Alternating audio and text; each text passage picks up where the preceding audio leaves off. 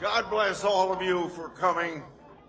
It's nice to have hot weather, better than cold, but thank you for honoring our president, but more importantly, thank you for honoring the United States of America as we join this opportunity to be with President Trump to kick off America 250. We're once again first in the nation, just like every 4 years we're first in the nation. You know, tomorrow will be 249 years since 56 Americans signed the Declaration of Independence.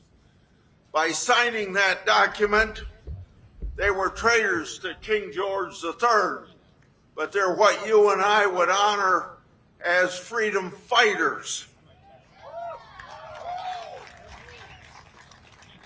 They knew at that time that King George III was going to restrict their freedoms.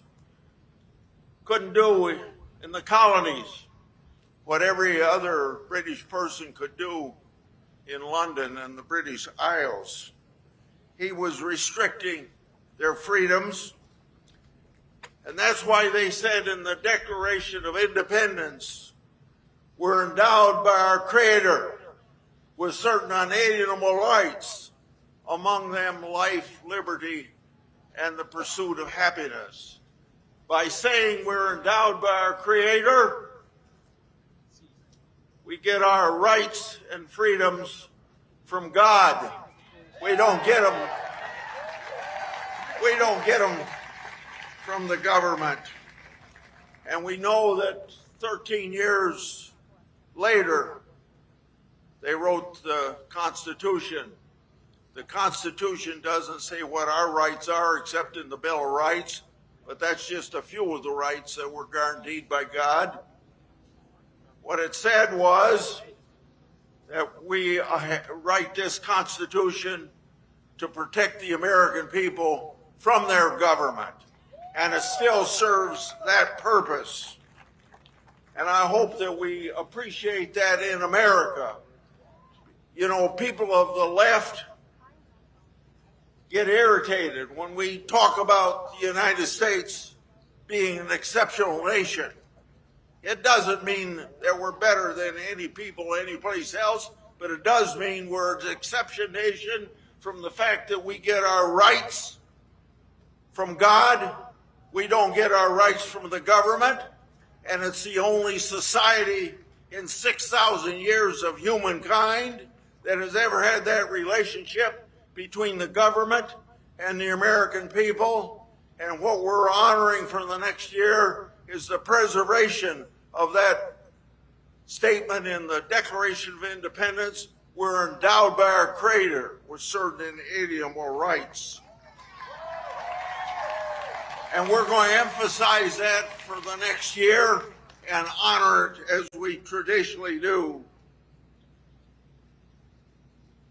I would like to comment just a short period of time about the one big, beautiful bill. I was happy to stay up 27 hours to see that through to its finality. It's a bill that makes sure we don't get the biggest tax increase in the history of the country. And for all the Democrats that voted against it, they were voting to have the biggest tax increase in the history of the country. It strengthens our national defense tremendously. It fights waste, fraud, and abuse. Now, you get tired of us using those terms, but I think we've proven through many studies that that's just exactly what happens when government isn't proceeding the way it should.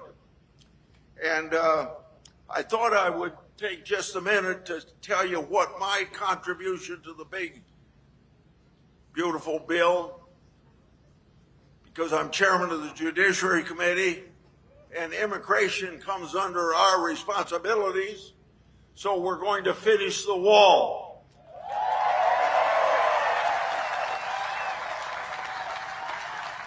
we're going to add tremendously to the number of people patrolling that border, but more importantly, the number of people that are going to enforce the immigration laws interior, not just at the border. And then we're going to build tremendous number of detention facilities so we can keep people that have come here on the terrorist watch list, come here with criminal records, come here as human traffickers, sex traffickers, and peddling fentanyl to our young people. We're going to make sure that they aren't walking the street. We're also going to make sure that sanctuary cities are not a haven for those types of people. So if I had to sum up what the Judiciary Committee did that I have the pleasure of chairing, it's going to make America safe again. I leave you with one last point that I don't think gets the attention it should, and it doesn't have to have any attention.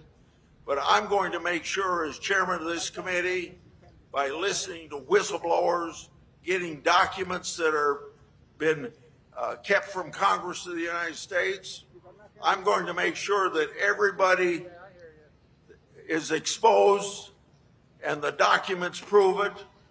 For the 8 years that the opposition was trying to put President Trump in prison.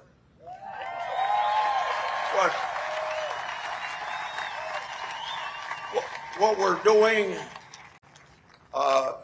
whether we had Republican or Democrat administrations over my years in the United States Congress, this president and his appointees to the Department of Justice and the FBI has given us the first real cooperation that we should have had under both Republican and Democratic presidents before, but it was just obfuscate and cover up and not let the truth out because it's going to be embarrassing. So we're getting some whistleblowers their jobs back. We are releasing documents because I want everybody who had anything to do since President Trump went down that golden elevator in 2015, have been trying to get him out of the presidency, or when he was out of the presidency, getting into prison. We don't have to put up with that in America. President Trump hasn't put it in America, and I want to thank President Trump and his administration for helping me make this stuff more transparent and never see that it happens again. Thank you.